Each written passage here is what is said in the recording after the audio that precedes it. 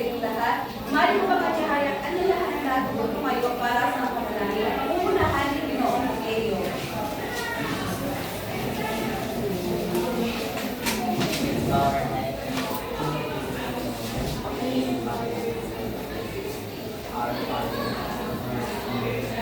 Holy Mary, your kingdom come, your will be done, on earth as it is in heaven.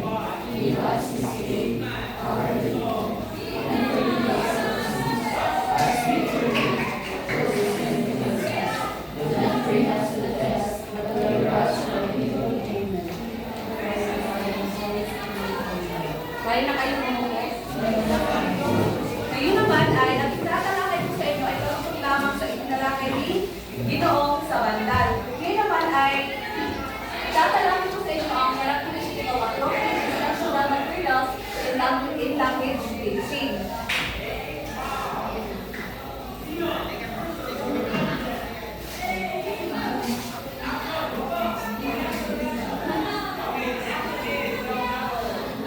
Ang effective ICT-based instructional material is a well-planned and a well-designed one.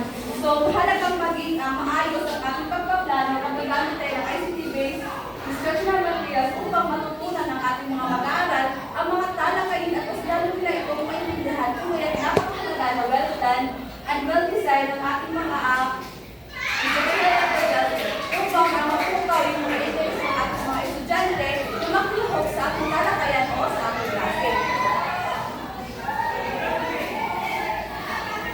The following are the characteristics of an instructional tool that is effective in the classroom.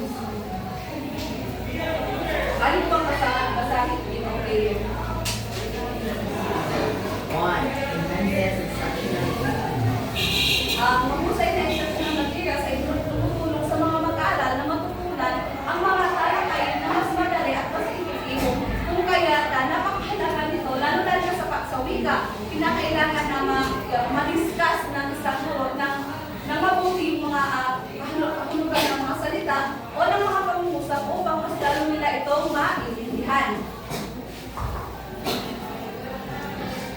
Sunod naman ay promote active learning. Ang mga interaktibong mga instructional materials tulad na lang ng mga laro o yung mga stimulation ay nakakatulong din sa mga guro na higayatin ang mga mag-aaral na makilahok sa mga talakayan. Halimbawa na lamang ang pinagawa ni Ma'am Kate na itong nag-quiz kita, gumamit siya ng TV na kung saan tayong lahat ay nakilahok at parang nagpupuka yung mga damdamin natin na makilahok dahil may mga puntos na binibigay si Ma'am Kate sa atin.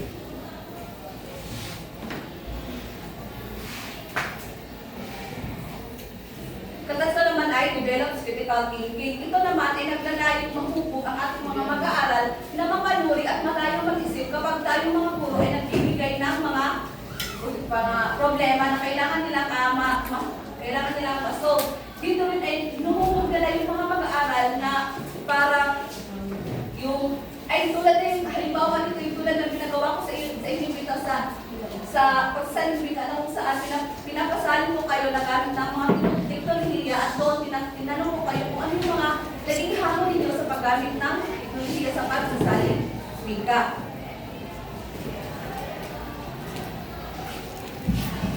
Kaapat naman ay accommodates differentiated instruction. Di ba nga mayroon tayo, ang mga estudyante ay mayroong iba't ibang paraan ng pagkatuto. They learn in a different way and they express their thoughts in a different way. Kung kaya kailangan natin alamin natin na hindi lahat ng mag-aaral ay pareho ng pagkatuto. Yung iba ay mas natututo sila pag nakikita yung mga visual na kung saan nakikita nila at yung iba naman ay parang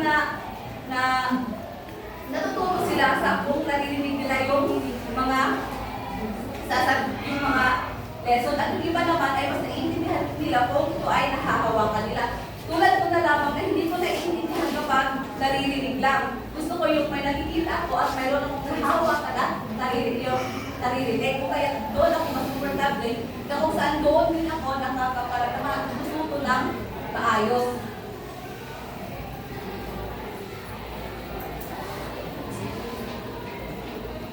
ay motivating. Kung gagawa tayo ng ICT-based instructional materials, kinakailangan na ito ay motivating tulad na lamang na ginagawa ni Mr. Morales at ni Binibining Balmes, na kung saan kapag sila ay nakukulat sa harap ay gumagamit sila ng mga tools na kung saan parang naiinganyo tayo, napumotivate tayo magkilaho kasi nga parang bago sa atin at parang competitive kita kay the good points yung paghatag nila sa ato. Ngayon naman ay multi-sensory. Sinasabi nila na ito yung isa sa mga hamon ng mga guro sa paghahanda ng ICT-based learning instructional dahil napakahirap daw yung higit pa sa isang senses ang gagamitin ng guro kapag gumagamit ng instructional-based learning na kung saan sa tulong din ng mga programmers dito mas napapadali na ang ating pagtuturo. Di ba halimbawa na lamang ang isang mag-aaral ay mas natutunan nila kung ito ay nakikita nila kung kaya't naroon na mayroon na tayo mga TV, YouTube o at iba pa. Yung iba naman ay mas pumunta sila na naririnig nila yung mga tinatalakay ng mga guro. Ngunit napakahalaga pa rin na bilang isang guro, kinakailangan na maging mapanuri rin tayo at dapat alam natin kung ano yung mga dapat gamitin ng mga tools or mga technology sa ating talakayan upang mas lalo maintindihan ng mga mag-aaral nila yung mga tinatalakay nila. So, sa kabuuan, napakahalaga talaga na isaalang-alang natin ang ating mga mag-aaral kung tayo ay gagamit ng instructional materials. Dahil malaki ang tulong nito na maintindihan ng mga mag-aaral natin yung mga nais natin ipahiwatig dahil kung hindi angkla ang gagamitin natin ICT-based learning ay parang pagpupuluhan yung mga mag-aaral natin kung ano ba talaga yung nais parating natin mga guro sa kanila. Meron ba kayong mga katanungan?